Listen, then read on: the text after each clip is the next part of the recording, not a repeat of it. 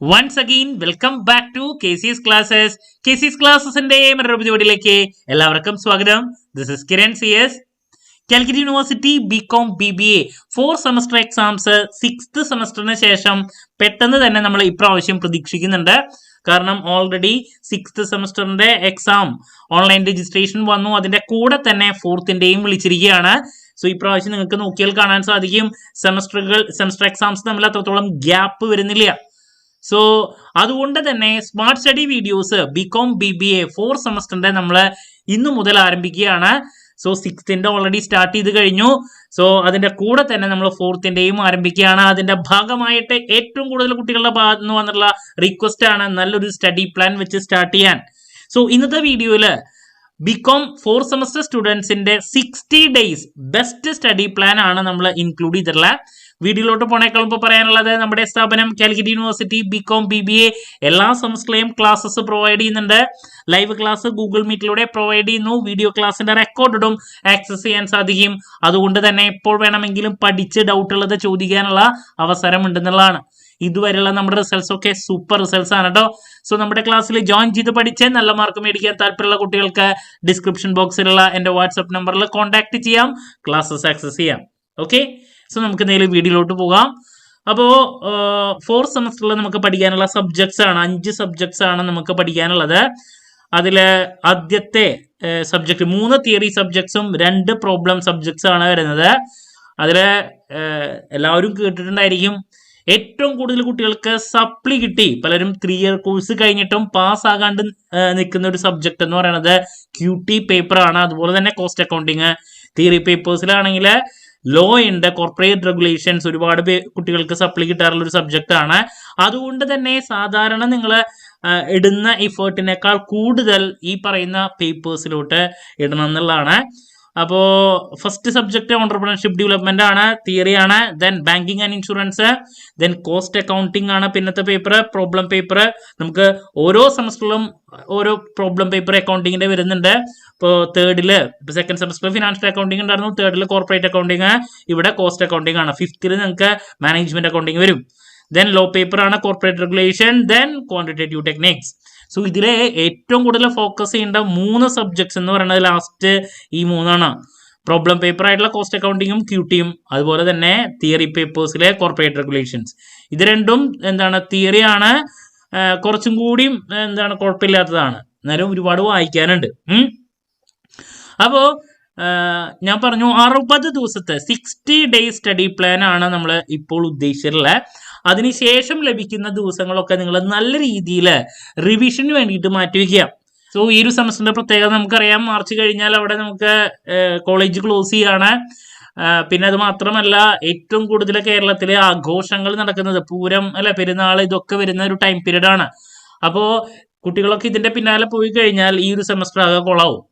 അപ്പോൾ അങ്ങനെ സംഭവിക്കാതിരിക്കാൻ വേണ്ടിയിട്ടാണ് നമ്മൾ ഇപ്പോൾ തന്നെ സ്മാർട്ട് സ്റ്റഡി വീഡിയോസ് ആരംഭിക്കുന്നത്. നിങ്ങൾ ഈ 5 പേപ്പേഴ്സിന് വേണ്ടിയിട്ട് 60 ദിവസം മാറ്റിവെക്കുക. ദെൻ അതിനുശേഷം ലഭിക്കുന്നത് നമ്മൾ റിവിഷന് വേണ്ടിയിട്ട് യൂസ് ചെയ്യുക എന്നുള്ളതാണ്. ഇതാണ് പറയാനുള്ളത്. അപ്പൊ നമുക്ക് 1 by 1 ആയിട്ട് നോക്കാം. ഇതിലെ ആദ്യത്തെ സബ്ജക്ട് വരുന്നത് ഓൺട്രപ്രണർഷിപ്പ് ഡെവലപ്മെന്റ് ആണ്, EDP. സോ ഈ ഒരു സബ്ജക്റ്റിന്റെ ഡീറ്റെയിൽസിലോട്ട് പോകുകയാണെങ്കിൽ നമ്മുടെ ആദ്യത്തെ പേപ്പറാണ്. ഒരുപാട് വായിക്കാനുണ്ട്.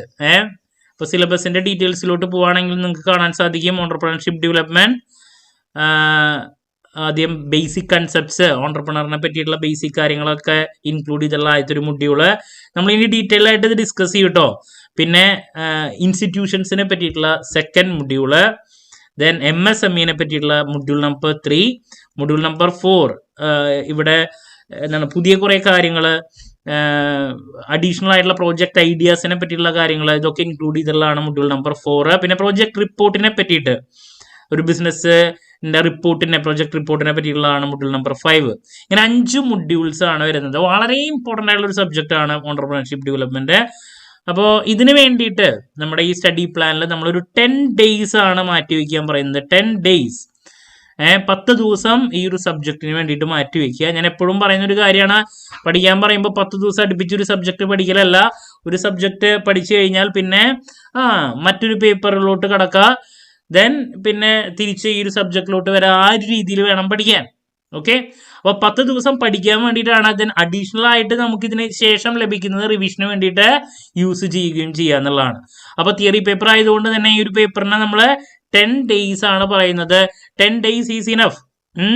പഠിക്കുകയാണെങ്കിൽ നല്ല രീതിയിൽ വിനിയോഗിക്കുകയാണെങ്കിൽ 10 ദിവസം that's enough for completing this paper. Then ഇതിനെ എങ്ങനെ സ്മാർട്ടായിട്ട് അപ്രോച്ച് ചെയ്യാം എന്നുള്ളതിന്റെ വീഡിയോസ് ഞാൻ എത്രയും പെട്ടെന്ന് തന്നെ സ്റ്റാർട്ട് ചെയ്യുന്നതായിരിക്കും.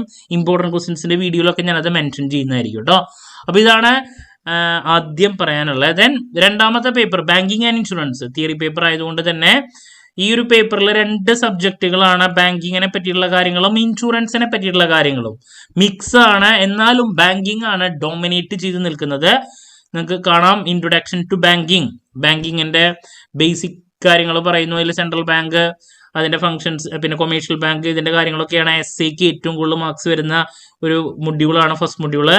പിന്നെ ചെക്കിനെ പറ്റിയുള്ള കാര്യങ്ങളാണ് നെഗോഷ്യബിൾ ഇൻസ്ട്രുമെന്റ്സ് മൊഡ്യൂൾ നമ്പർ 2 വളരെ ഇമ്പോർട്ടൻ്റ് ആയിട്ടുള്ളത്. പിന്നെ ഏറ്റവും മോഡേൺ ടെക്നോളജി ഇൻക്ലൂഡ് ചെയ്തിട്ടുള്ള കാര്യങ്ങളൊക്കെ ബാങ്കിങ്ങിനെ റിലേറ്റ് ചെയ്ത് പറയുന്ന RTGS, ECS, നെഫ്റ്റ്, ഇതിനെ പറ്റിയുള്ള കാര്യങ്ങൾ മൊഡ്യൂൾ നമ്പർ 3 പറയുന്ന ഓൺലൈൻ ബാങ്കിങ്ങിനെ പറ്റിയുള്ള ഡീറ്റെയിൽസ് ആണ് അതിൽ വളരെ ഇമ്പോർട്ടൻ്റ് ആയിട്ടുള്ള മറ്റൊരു മൊഡ്യൂൾ. അങ്ങനെ 3 മൊഡ്യൂൾസ് ആണ് ബാങ്കിങ്. പിന്നെ വരുന്നത് 2 ഇൻഷുറൻസ് ആണ്. ഡോമിനേറ്റ് ചെയ്ത് നിൽക്കുന്നത് ബാങ്കിങ് തന്നെയാണ്. Then module number 4 introduction to insurance, ഒരു എസ്എ ഇൻഷുറൻസിൽ നിന്ന് എന്തായാലും വരാറുണ്ട്. ബേസിക്സ് ആണ് നമുക്ക് ഇൻഷുറൻസിലെ മൊഡ്യൂൾ നമ്പർ 4 കാണാൻ സാധിക്കുക. മിക്കതും ഈ ഒരു മൊഡ്യൂളിൽ തന്നെ എസ്എ കാണാറുണ്ട്. പിന്നെ ലൈഫ് ഇൻഷുറൻസിനെ പറ്റിയുള്ള ഡീറ്റെയിൽസ്, കേസ് സ്റ്റഡി, ഇതൊക്കെ ഇൻക്ലൂഡ് ചെയ്തിട്ടുള്ള മൊഡ്യൂൾ നമ്പർ 5. അപ്പൊ ഈ ഒരു സബ്ജക്റ്റിലും നമുക്ക് ഒരുപാട് വായിക്കാനുണ്ട്. ബട്ട് നിങ്ങൾ ഇപ്പൊ പഠിക്കുന്ന സമയത്ത് ഞാൻ പറയുന്നു 10 ദിവസം ഈ ഒരു സബ്ജക്റ്റിന് വേണ്ടിയിട്ടും മാറ്റിവെക്കുക. 10 days 10 days. പിന്നെ നമുക്ക് കിട്ടുന്നത് അതനുസരിച്ച് യൂസ് ചെയ്യാം. നമ്മുടെ ഇപ്പോഴത്തെ ഒരു ഇത് വെച്ചിട്ടാണ് ഞാൻ പറയുന്നത്. 10 days അറ്റ് പ്രസന്റ് നിങ്ങളിപ്പോ പഠിക്കാൻ വേണ്ടിയിട്ട് ഇതിന് വേണ്ടിയിട്ട് മാറ്റിവെക്കുക. അഗെയിൻ തിയറി പേപ്പർ ആണ്. നെക്സ്റ്റ് സബ്ജക്ട് വരുന്നത് ഏറ്റവും ഇമ്പോർട്ടൻ്റ് ആയുള്ള പ്രോബ്ലം പേപ്പർ കോസ്റ്റ് അക്കൗണ്ടിങ് ആണ്. സോ നല്ല രീതിയിൽ സമയം മാറ്റിവെക്കേണ്ട ഒരു സബ്ജക്റ്റ് ആണ് കോസ്റ്റ് അക്കൗണ്ടിങ്. നിങ്ങൾക്ക് നോക്കിയാൽ കാണാൻ സാധിക്കും ഫസ്റ്റ് മൊഡ്യൂള് ഇൻട്രൊഡക്ഷൻ ബേസിക്സ് ആണ്. അവിടെ കുറച്ച് തിയറി കാര്യങ്ങളൊക്കെ നമുക്ക് ആദ്യത്തെ മൊഡ്യൂളിൽ കാണാൻ സാധിക്കും. അതിനുശേഷം നമുക്ക് വരുന്നതൊക്കെ പ്രോബ്ലംസ് ആണ്.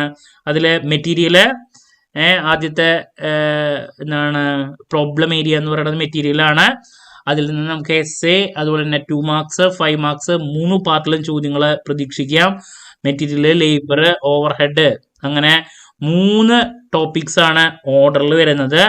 സോ ലിഫോ ഫിഫോ വളരെ ഇമ്പോർട്ടൻ്റ് ആയിട്ടുള്ള ഒരു ഏരിയ. അതിനുശേഷം വരുന്നതാണ് ഞാൻ പറഞ്ഞു ലേബർ ആൻഡ് ഓവർഹെഡ്. വളരെ ഇമ്പോർട്ടൻ്റ് ആയിട്ടുള്ള മൊഡ്യൂൾസ് ആണ്. നല്ല രീതിയിൽ ടൈം മാറ്റി വെക്കേണ്ടതായിട്ട് വരും. Then methods of costing, job costing, contract costing. Especially ഇതിൽ ഫോക്കസ് പോകേണ്ടത് കോൺട്രാക്ട് കോസ്റ്റിംഗിലോട്ടാണ്. നമുക്ക് എസ്എ, അതുപോലെ തന്നെ process costing, again SA, 30 hours കണ്ടോ. ഏറ്റവും ഇമ്പോർട്ടൻ്റ് ആയിട്ടുള്ള മൊഡ്യൂളാണ് മൊഡ്യൂൾ നമ്പർ 4. കുട്ടികൾ എത്ര പഠിച്ചു കഴിഞ്ഞാലും കഴിയാത്തതും ദെൻ പ്രോബ്ലംസ് എത്ര വർക്കൗട്ട് ചെയ്തിട്ടും കിട്ടാത്തതുമായിട്ടുള്ള ഒരു മൊഡ്യൂളാണ് മൊഡ്യൂൾ നമ്പർ 4. ഇതിലെ ചങ്ക് മൊഡ്യൂളിൽ ഒന്നാണ്. Then module number 5 cost control techniques, ബജറ്റിങ്ങിന്റെ കാര്യങ്ങളൊക്കെ ഇൻക്ലൂഡ് ചെയ്തിട്ടുള്ള ഇതാണ് മൊഡ്യൂൾ നമ്പർ 5 വരുന്നത്. അപ്പോൾ കോസ്റ്റ് അക്കൗണ്ടിങ് സബ്ജക്ട് നിങ്ങൾക്ക് പ്രോബ്ലംസില് 2 ഒരെണ്ണമാണ് കോസ്റ്റ് അക്കൗണ്ടിങ്. ഇതിനു വേണ്ടിയിട്ട് നിങ്ങൾ നിർബന്ധമായും 15 days മിനിമം മാറ്റി വെച്ചിരിക്കണം. ദെൻ പ്രോബ്ലം പേപ്പേഴ്സിന്റെ അപ്രോച്ച് എങ്ങനെയായിരിക്കണം? ഞാൻ എപ്പോഴും സ്റ്റഡി പ്ലാനിൽ പറയുന്നതാണ്. എങ്ങനെയാണ് നിങ്ങളുടെ പഠനം എപ്പോഴും സ്റ്റാർട്ട് ചെയ്യേണ്ടത്? ഈവനിങ് ആയിരിക്കണം. ഞാൻ എല്ലാ വീഡിയോയിലും പറഞ്ഞാണ്, എന്നാലും വീണ്ടും പറയും. കുട്ടികൾക്ക് വളരെ യൂസ്ഫുൾ ആവാറുണ്ടത്. നിങ്ങളുടെ പഠനം എപ്പോഴും പ്രോബ്ലം പേപ്പേഴ്സിന്റെ രാത്രി ഒരു 7 മണി 7:30 സ്റ്റാർട്ട് ചെയ്യുക. ദെൻ അതിനുശേഷം ഒരു 10 മണി 10:30 വരെ നിങ്ങൾ പഠിക്കുക. 2.5 മണിക്കൂറോ 3 മണിക്കൂറോ നിങ്ങൾക്ക് രാത്രി പഠിക്കാൻ പറ്റുമെങ്കിൽ പഠിക്കുക. പ്രോബ്ലംസ് ആ ഒരു ടൈമിൽ പഠിക്കുമ്പോൾ ഉണ്ടാകുന്ന ഗുണം എന്ന് പറഞ്ഞാൽ അധികം ബഹളങ്ങളും കാര്യങ്ങളും ഒന്നും ഇല്ലാത്തൊരു സമയമാണ് രാത്രി, യൂഷ്വലി പകലിനെ വെച്ച് കമ്പയർ ചെയ്യുമ്പോൾ. പിന്നെ പ്രോബ്ലംസ് ചെയ്തൊക്കെ പഠിക്കുന്ന സമയത്ത് നമുക്ക് അധികം ഉറക്കമൊന്നും വരില്ല പ്രോബ്ലം രാത്രി പഠിക്കുമ്പോൾ. ദെൻ ഈ പഠിച്ച കാര്യം നിങ്ങൾ കാലത്ത് എണീറ്റതിന് ശേഷം എന്ത് കാര്യങ്ങൾ ചെയ്യുന്നതിനേക്കാൾ മുമ്പ് ഒരു 15 മുതൽ അരമണിക്കൂർ വരെ അല്ലെങ്കിൽ 20 മിനിറ്റെങ്കിലും ജസ്റ്റ് ഒന്ന് ഓടിച്ചു നോക്കുക. തലേ ദിവസം പഠിക്കാനല്ല ഞാൻ പറയുന്നത്, ജസ്റ്റ് ഒന്ന് ഓടിച്ചു പോക. സോ അതിനുശേഷം നിങ്ങൾ ആ ദിവസത്തെ കാര്യങ്ങളിലോട്ട് പലതേക്ക് ഫുഡ് കഴിക്കുക എന്ത് വേണമെങ്കിലും ചെയ്യാം. സോ അപ്പോഴുണ്ടാകുന്ന ഒരു മാറ്റം എന്താണെന്ന് വെച്ചിട്ടുണ്ടെങ്കിൽ നിങ്ങള് കാലത്ത് എണീറ്റ് ആദ്യം ചെയ്തത് ഈ ബുക്കിലത്തെ കാര്യങ്ങളൊക്കെ നോക്കല. ഓട്ടോമാറ്റിക്കലി ഈ ടോപ്പിക്സ് ഒക്കെ നിങ്ങളുടെ തലയിലൂടെ നിങ്ങൾ അറിയാതെ കണ്ട് തന്നെ കടന്നു പോകുന്നുള്ളതാണ്. ഒരു റിവിഷൻ അവിടെ വന്നു കഴിഞ്ഞു. കാരണം തലേ ദിവസം പഠിച്ച ഒരു കാര്യം, ഒരു ഗ്യാപ്പ് കിട്ടി ഉറക്കം, അതിനുശേഷം പിറ്റേ ദിവസം എണീറ്റ് എഫേർട്ട്ലെസ്ലി ഈ ടോപ്പിക്കിലൂടെ പോവുകയാണെങ്കിൽ പിന്നെ നിങ്ങളത് മറക്കാനുള്ള സാധ്യത വളരെ കുറവാണ്. അപ്പൊ എപ്പോഴാണ് റിവൈസ് ചെയ്യുക, റിവിഷൻ എപ്പോഴാണ് നടത്തുക? ഒന്ന് പഠിച്ചു കഴിഞ്ഞ് ഒരു ടോപ്പിക്ക് പഠിച്ച് പിന്നെ അത് മറക്കാതിരിക്കാൻ വേണ്ടിയിട്ട് അത് വീണ്ടും പഠിക്കുന്നു അല്ലേ, വീണ്ടും പഠിക്കുന്നു, അതാണ് റിവിഷൻ. അപ്പൊ ഇവിടെ ഒരു സംഭവം പഠിച്ച് അവിടെ ഒരു ഗ്യാപ്പ് എന്ന് പറയുന്നത് ഉറക്കം, അതിനുശേഷം പിറ്റേ ദിവസം നമ്മൾ എഫേർട്ട്ലെസ്ലി ഇത് ജസ്റ്റ് ഒന്ന് നോക്കുന്നു. പിന്നെ എപ്പോഴും കാലത്ത് എണീറ്റ് നമ്മൾ ആദ്യം എന്താണോ നമ്മുടെ മൈൻഡ് സെറ്റിൽ വരുന്നത് അത് അന്നത്തെ ദിവസം മിക്കതും അറിയാതെ കണ്ട് തന്നെ ഓരോ ചാപ്റ്ററിലത്തെയും അന്ന് നമ്മൾ നോക്കിയ ടോപ്പിക്സ് അതിന്റെ പിക്ചറുകൾ കടന്നു പോകും. അപ്പൊ എനിക്കത് അനുഭവം ഉള്ളതാണ്. അപ്പൊ നിങ്ങളൊന്ന് പ്രാക്ടീസ് ചെയ്ത് നോക്കുക പ്രോബ്ലം പേപ്പേഴ്സിന്റെ കേസിൽ. ഓക്കെ, സോ ഇതാണ് കോസ്റ്റ് അക്കൗണ്ടിങ്ങിൽ നമുക്ക് പറയാനുള്ള 15 days. അതിനുശേഷം ലോ പേപ്പർ ആണ് വരുന്നത്, കോർപ്പറേറ്റ് റെഗുലേഷൻസ്. ഞാൻ പറഞ്ഞു ലോ ആയതുകൊണ്ട് തന്നെ നിങ്ങൾ കുറച്ച് എഫേർട്ട് എടുക്കേണ്ട ഒരു സബ്ജക്റ്റ് ആണ്. അതിൽ കമ്പനീസ് ആക്ട് കോർപ്പറേറ്റ് ആണ് 2013. അതിൻ്റെ ഫീച്ചേഴ്സും കാര്യങ്ങളൊക്കെ ഉണ്ട്, ഡിഫറെൻറ്റ് ടൈപ്സ് ഓഫ് കമ്പനീസ് ഇതൊക്കെ ഉണ്ട്. ദെൻ ഫോർമേഷൻ ഓഫ് കമ്പനി വളരെ ഇമ്പോർട്ടൻ്റ് ആയിട്ടുള്ള മറ്റൊരു ഏരിയ. SA നമുക്ക് വരാറുള്ള ഒരു മൊഡ്യൂളാണ്, മൊഡ്യൂൾ നമ്പർ 3. ഷെയർ ക്യാപിറ്റലും മറ്റു കാര്യങ്ങളും നമ്മൾ 3rd സെമസ്റ്റർ അക്കൗണ്ടിങ്ങിൽ പഠിച്ചിട്ടുള്ള ഡീറ്റെയിൽസ് ഒക്കെ ഇൻക്ലൂഡ് ചെയ്തിട്ടുള്ളതാണ്. Module number 4 management of company, then company meetings and winding up, അതാണ് ലാസ്റ്റ്. അപ്പൊ തിയറി ആയതുകൊണ്ട് തന്നെ ഞാൻ ഇതിനെ മാറ്റി വയ്ക്കാൻ പറയുന്നത് അഗെയിൻ ഒരു 10 days ആണ്. 10 days കോർപ്പറേറ്റ് റെഗുലേഷൻസിന് വേണ്ടിയിട്ടും മാറ്റി വയ്ക്കാം. ഓക്കെ, ബട്ട് ഞാൻ പറഞ്ഞു ലോ പേപ്പർ ആയതുകൊണ്ട് തന്നെ കുട്ടികൾക്ക് വളരെ ഡിഫിക്കൽട്ടായിട്ട് ഒരുപാട് ടേമുകൾ വരാറുണ്ട്. അതുകൊണ്ട് നോക്കിയും കണ്ടും കളിക്കുക. ഓക്കെ, നമുക്ക് EDPയും അതുപോലെ തന്നെ ബാങ്കിങ് ആൻഡ് ഇൻഷുറൻസും വായിക്കുന്ന പോലെ നമുക്കിത് പോസിബിൾ അല്ല. So that's about law paper. Then last നമുക്ക് ഇതിൽ പഠിക്കാനുള്ളത് ക്വാണ്ടിറ്റേറ്റീവ് ടെക്നിക്സ് ആണ്. ഞാൻ പറഞ്ഞു ഈ ഒരു സബ്ജക്റ്റ് പലപ്പോഴും കുട്ടികൾക്ക് പ്രശ്നം വരുന്നത്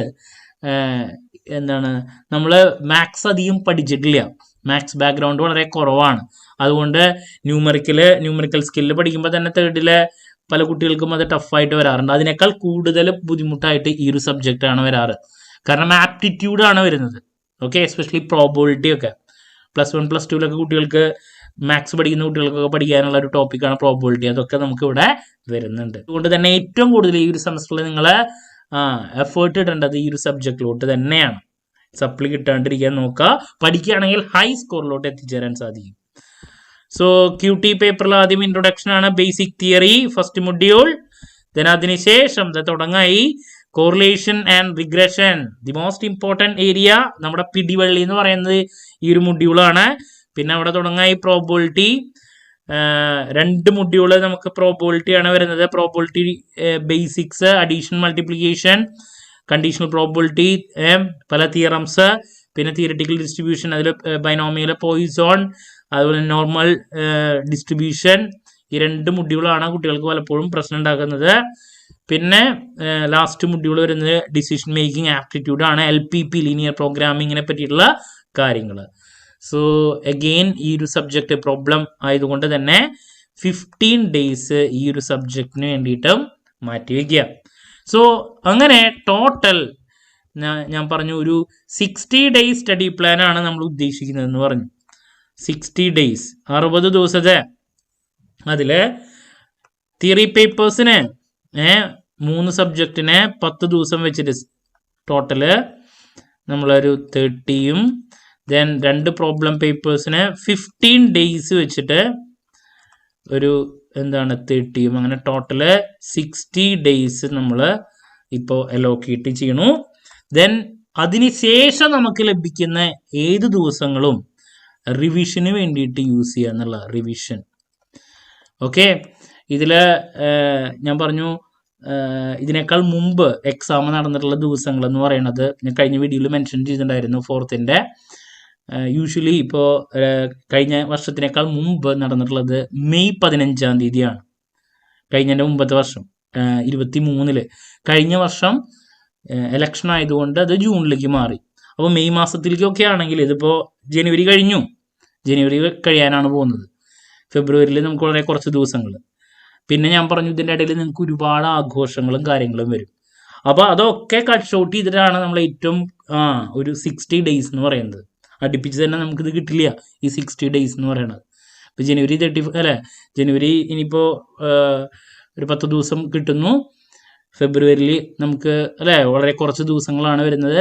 ഏപ്രിലിൽ ഞാൻ പറഞ്ഞു വെക്കേഷൻ സ്റ്റാർട്ട് ചെയ്യുമ്പോൾ നമ്പർ ഓഫ് ഡേയ്സ് അവിടെ പൂരവും ആഘോഷങ്ങളൊക്കെ വരുന്നു. അതൊക്കെ കുറച്ച് പിന്നെ നമുക്ക് ഈ 60 days തന്നെ കിട്ടിക്കഴിഞ്ഞാൽ ഭാഗ്യം എന്ന് പറയാം. മെയ് മാസത്തിൽ എക്സാം വരാണ്. അപ്പോൾ ലാസ്റ്റ് ഏരിയ നമുക്ക് റിവിഷന് വേണ്ടിയിട്ട് നല്ല രീതിയിൽ യൂസ് ചെയ്യും വേണം.